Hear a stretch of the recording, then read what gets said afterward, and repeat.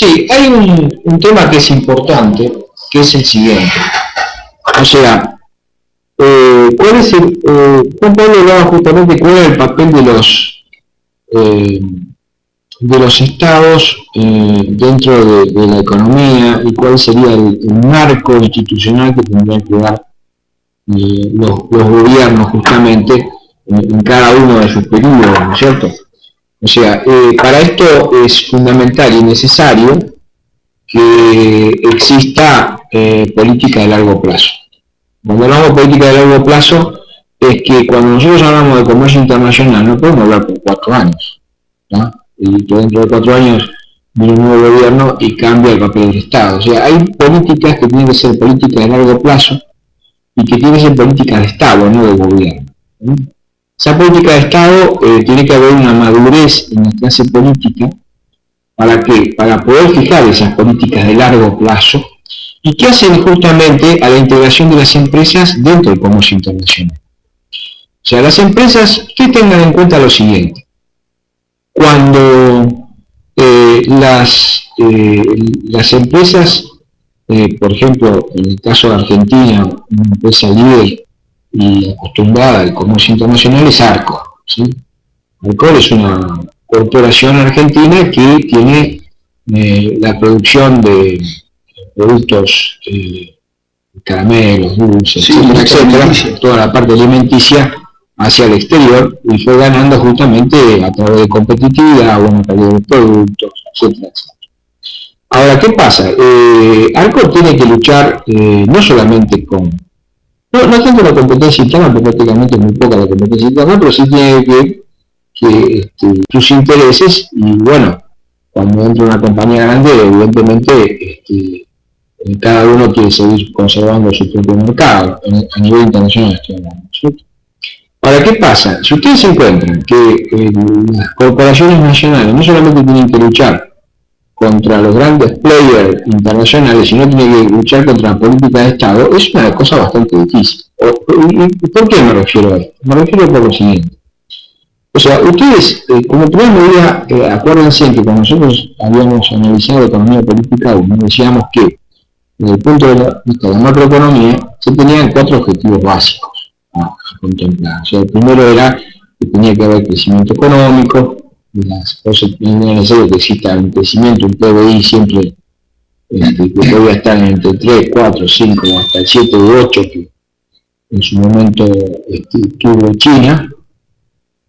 Que digamos el nivel de desempleo tiene que ser lo más bajo posible, que no tiene que existir inflación, que es el otro de los temas básicos, y por otro lado tiene que haber redistribución de la renta para que haya equidad dentro de una sociedad. Independientemente de eso, siempre decíamos que nosotros teníamos 2 elementos básicos que tenía que tener el Estado. O sea, por un lado, promover a que exista una balanza comercial positiva, o sea que las exportaciones sean mayores que las importaciones y que no tiene que haber déficit fiscal. Pero ¿qué pasa? Cuando ustedes tienen el problema del déficit fiscal, normalmente ese déficit fiscal se tiene que financiar. ¿Y se tiene que financiar con qué? Normalmente con endeudamiento o con venta de activos, ¿sí? Cuando yo vendo la joya de la deuda. Entonces, y si no, la otra forma, si no recibo crédito del resto del mundo, normalmente, ¿qué hago? Empiezo a emitir, o sea, utilizo la emisión como forma de financiación. Lo que pasa es que la emisión a su vez puede traer problemas desde el punto de vista de inflación. Y si me mete la inflación, empiezo a tener problemas con el tipo de cambio. O sea, tener el tipo de cambio significaría que yo empiezo a tener un proceso de reevaluación en el tipo de cambio cuando tengo un proceso de inflación. Entonces, todo esto atenta contra el normal desenvolvimiento de las empresas. Y encima de esto muchas veces me ponen control de precios, o por ejemplo como en la industria carne en Argentina, que me prohíben exportar. Entonces, ustedes llegan a tener un comercio internacional.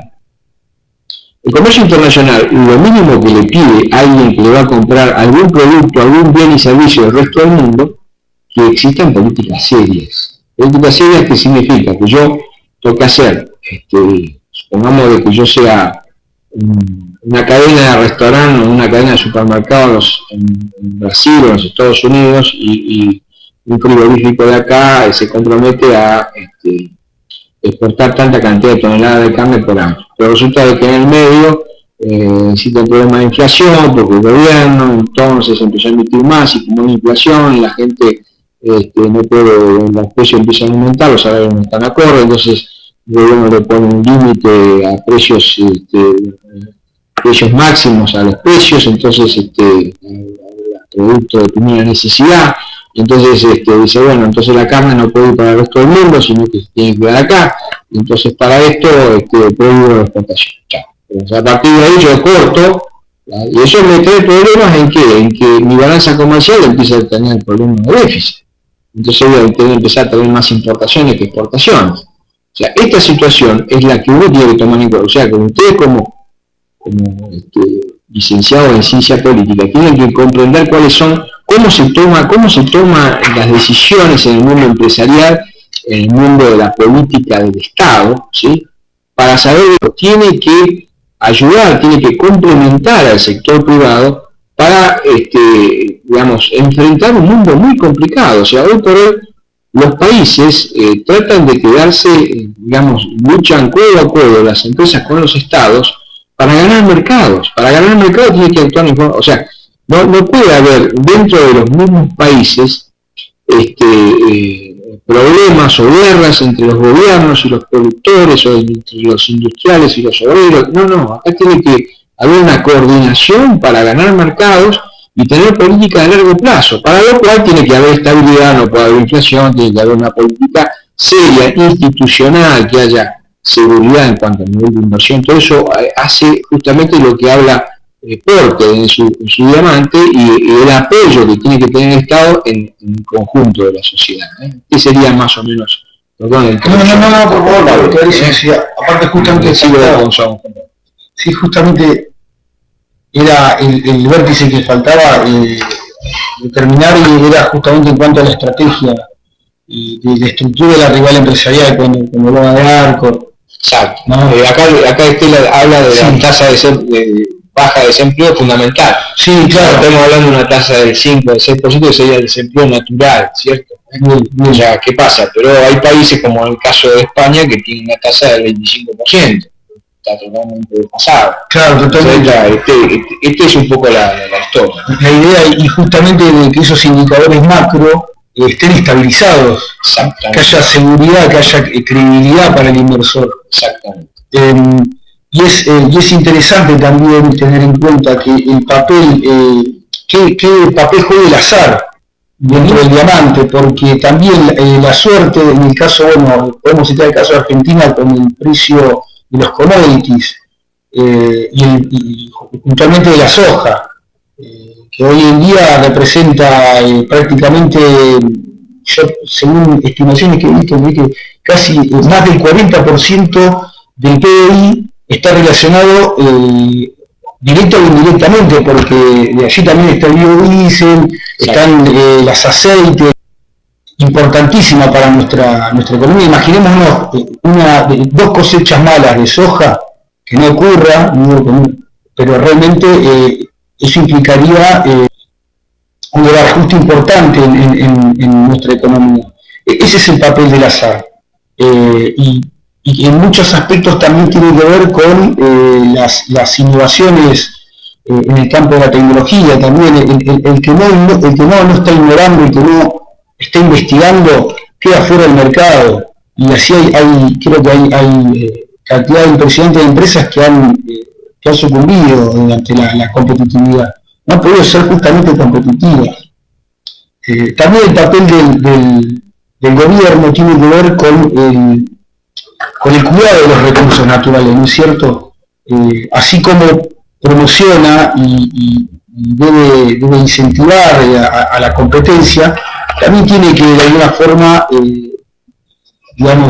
administrar los recursos naturales, ¿no? Es algo que hoy se está viendo mucho con el tema, bueno, de todo lo que tiene que ver con la explotación minera, con la explotación de los hidrocarburos que generan contaminación también, y a veces son daños que son catastróficos para generaciones. Entonces, bueno, Sí, acá Estela está hablando, dice, brindar cierta seguridad a los productores, es fundamental. O sea, cuando hablamos de seguridad, tenemos que decir que de alguna manera el productor necesita ciertos condicionamientos para poder funcionar. O sea, por un lado, es cierto, el tema de la función del Estado, eso estamos de acuerdo. Pero también, por ejemplo, si yo hablo de los productores en la Patagonia, o los productores en la provincia de Buenos Aires, o en Chaco, o en Mendoza, es necesario que existan caminos, por ejemplo. O sea, sí, claro. Por un lado, que exista una red de transporte lo más económico posible, pero para esto yo necesito tener coordinación. Yo, por ejemplo, como hablar del tema del transporte. Supongamos, yo conozco acá empresas que hacen la explotación de la madera, ¿sí? Tierra del Fuego, con un alto nivel de tecnología, en el corazón de la isla, pese a que acá tenemos 99 años para el crecimiento de la lengua, está hecho de tal manera, está planificado de tal manera que los cortes son sustentables, se supone que siempre tengo reposición, ¿no es cierto?, en el tiempo. Y esto estaría autorizado por el mismo Estado, ¿no es cierto? Independientemente de eso, se le da valor agregado a través de los distintos cortes, valor agregado en el tema del secado, pero tenemos un problema de transporte. ¿Cuál es el problema del transporte? El problema del transporte es que para llevar la madera industrializada hacia el norte se hace por camión, y esto encarece muchísimo el transporte. ¿Y cuál sería el ideal? El ideal sería que yo tenga transporte marítimo. O sea, si yo tengo una gran costa, tengo que tener, o sea, el Estado me tiene que implementar a mí un sistema para promover para las empresas marítimas. ¿Entendés? Entonces, ¿pero qué pasa? Prácticamente no hay diferencia de costos entre el costo de un container por camión que por barco. Entonces, hay algo que no está funcionando dentro del sistema, que hace de que yo indefectiblemente tenga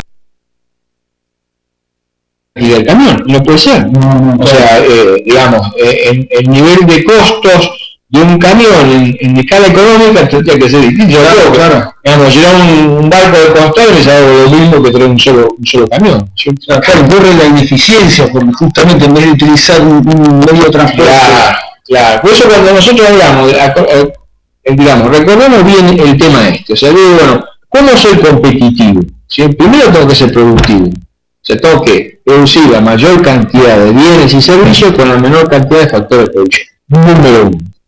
Segundo, tengo que pagar los costos al menor precio posible, porque acuérdense que estamos hablando que para llegar al costo total, que es costo fijo más costo variable, tengo que multiplicar la cantidad de unidades consumidas por un precio. ¿Cierto? Entonces, ¿qué pasa? Esas cantidades tienen que ser la menor posible y el precio que pago el menor posible. Estoy hablando de general, ¿no es cierto? De combustibles, materia prima, lo que fuese. Yo tengo que bajar los costos, ¿sí? Y los costos, ¿sí?, están relacionados, está incluyendo el mismo Estado. O sea, digamos, aquellos estados que de alguna manera tienen una proyección, ¿sí?, de largo plazo, lo que tratan de establecer son impuestos que sean razonables. Y también lo que hace el Estado es tratar de que el gasto que tiene sea un gasto productivo. O sea, yo como Estado no puedo tomar, como está, digamos, como hoy existe en la República Argentina, casi 5 o 6 millones de empleados públicos. ¿Sí? Yo digo, bueno, ¿cómo se mantienen los 40 millones de personas que están? Y bueno, los 40 millones de personas, hay 7 millones de activos, ¿sí? Esos 7 millones mantienen a la estructura de los 40. Esto es muy importante, o sea, esto hace el nivel de productividad. O sea, el Estado tiene que ser un Estado profesional, claro, eficiente, en el cual, digamos, tiene que fijar las grandes metas estratégicas de largo plazo. Eso es lo que da la Porta. O sea, el Estado es el que da la estructura general a la economía, ¿sí? Y no solamente en la producción en sí, ¿sí? Eso tiene que hacer competir entre las distintas empresas y que las empresas tienen que crecer. O sea, No puede ser que las empresas sean siempre mini empresas. O sea, esto es como agarrar a un chico y decirle, bueno, no crezcas más. No. Entonces, las empresas tienen que ser siempre mini, entonces tengo que ayudar. No, yo tengo que hacer que las empresas sean cada vez más fuertes. Porque las empresas cada vez más fuertes me van a dar a mí la posibilidad de tener economía de escala para poder competir con el resto del mundo, ¿sí? Entonces, no depender exclusivamente de los granos, ¿sí? O sea, yo tengo que dar valor agregado a los granos. Esta es un poco la historia. Buenas tardes, Natalia, ¿cómo te va? Sí. Decime si me estás escuchando bien. Perdóname. No, pero está perfecto. Acá Estela también quería, me parece que ahí estaba. Buenas noches, Natalia. Bueno. Sí, claro, porque hablaba justamente de una institución como es la Dirección Provincial de Puertos, el nivel de responsabilidad que tendría. Claro, son, digamos, vamos al punto anterior, son las políticas de Estado.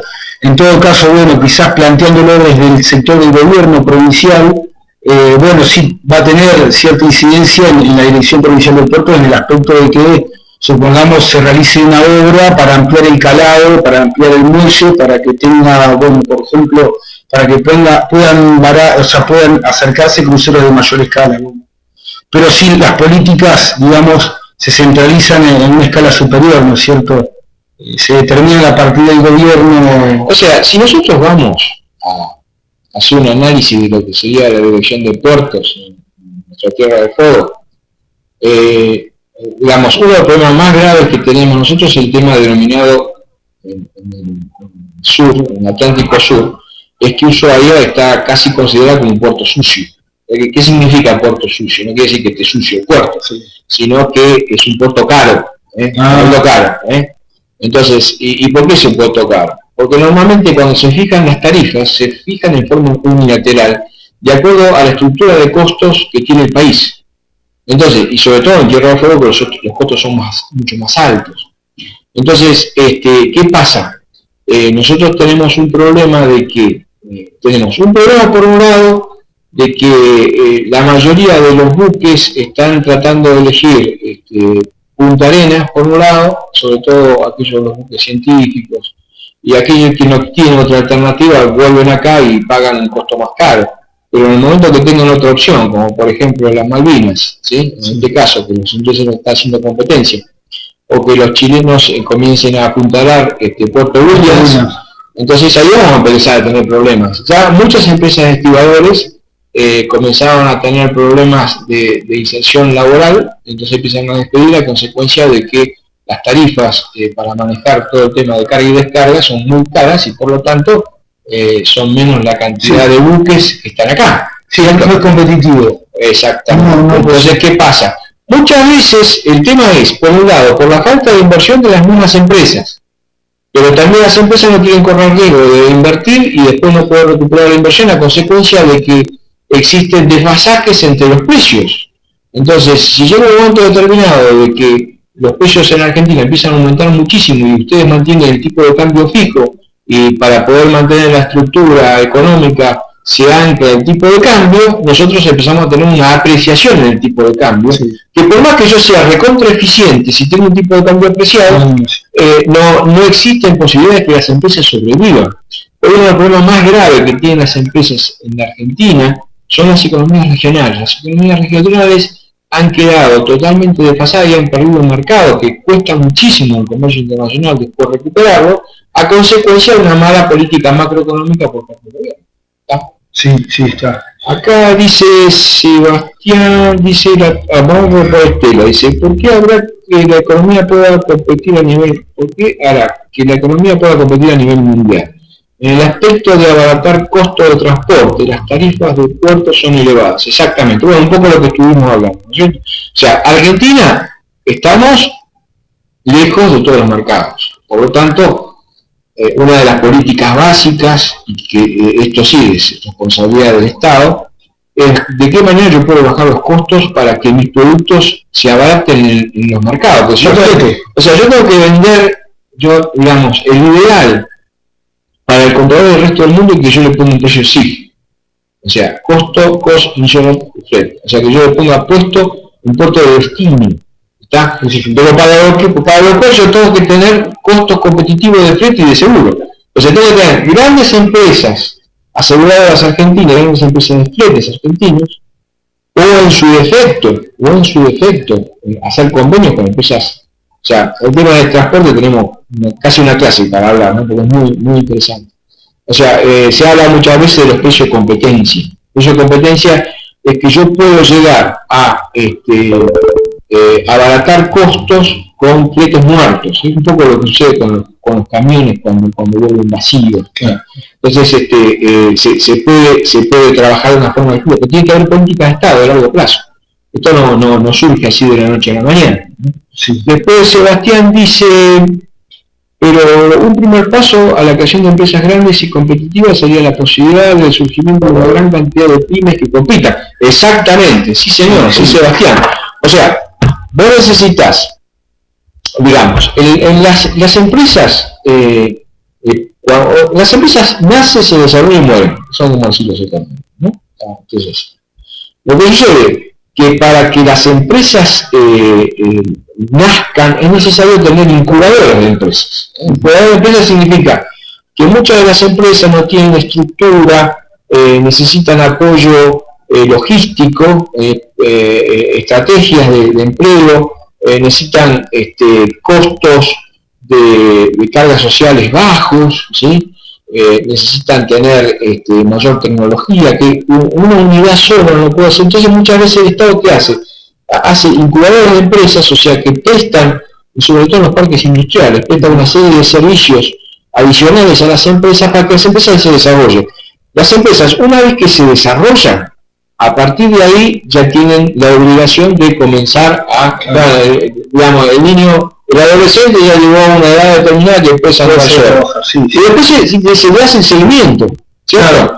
Ahora, para poder hacer esto necesita muchas veces, ahí viene la etapa de los clústeres.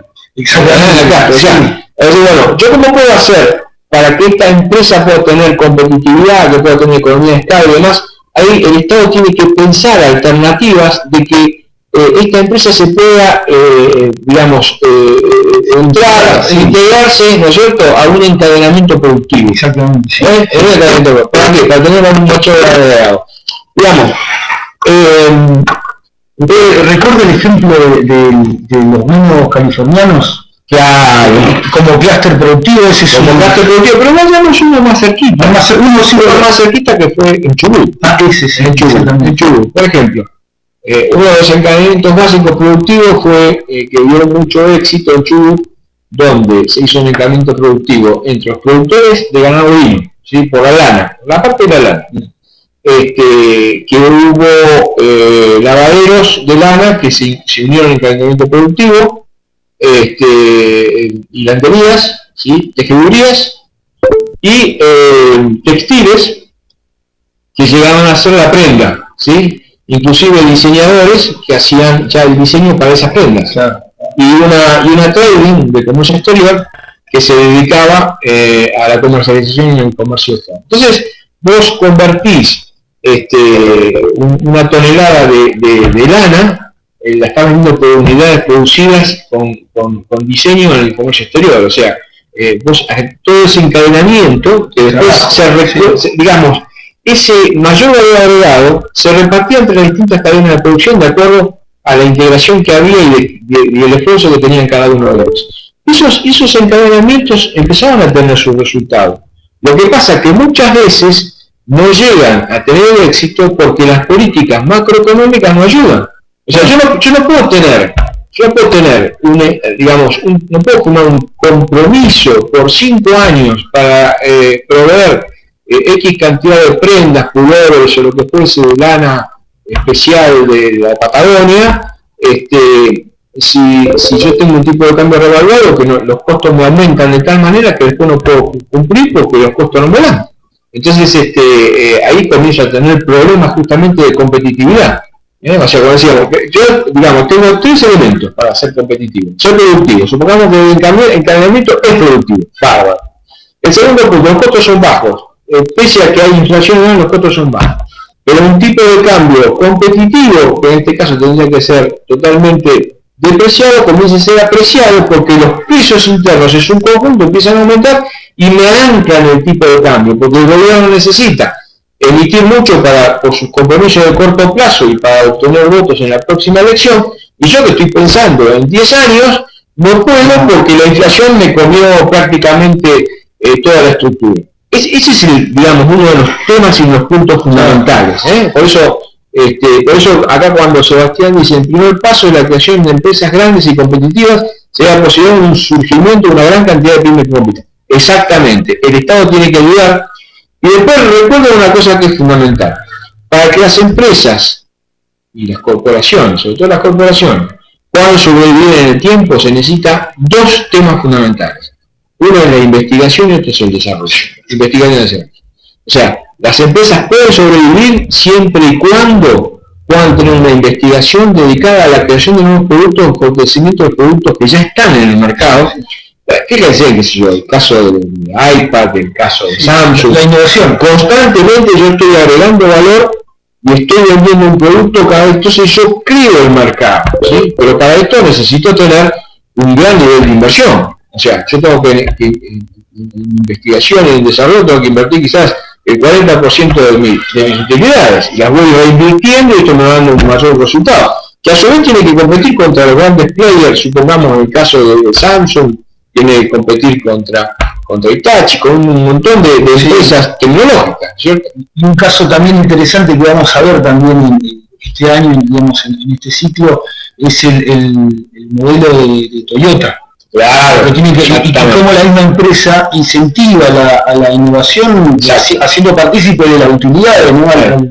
Eso lo vamos a ver en la unidad 3. En la unidad 3, Bueno, continuamos. Sí, bueno, entonces ya, digamos... Con respecto al tema de lo que estabas viendo de la regionalización de la producción. Sí, claro, justamente, volviendo a la regionalización de la producción, nosotros hablamos de que, digamos, las políticas económicas deben incurrir en la búsqueda del consenso entre los factores económicos y a través de eso la socialización de los medios de producción en su entorno.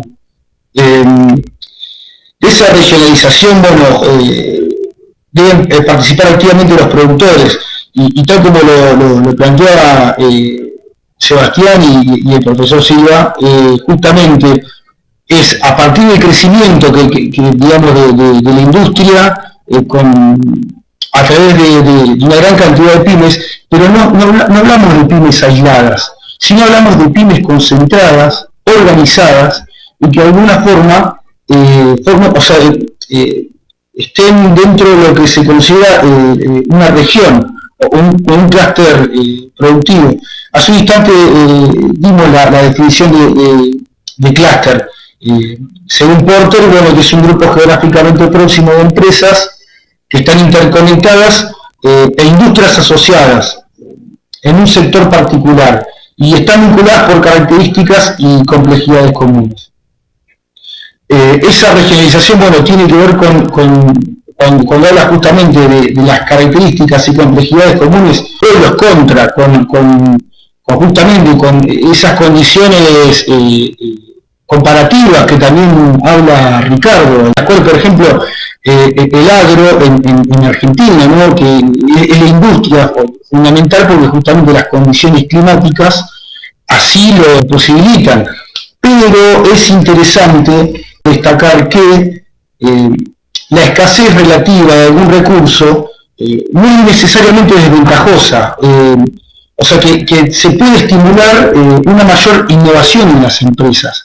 Tal es el caso, digamos, de los países emergentes. De hecho, China, por ejemplo, posee escasez en cuanto a recursos naturales, pero un alto nivel de innovación. ¿No es así? Sí.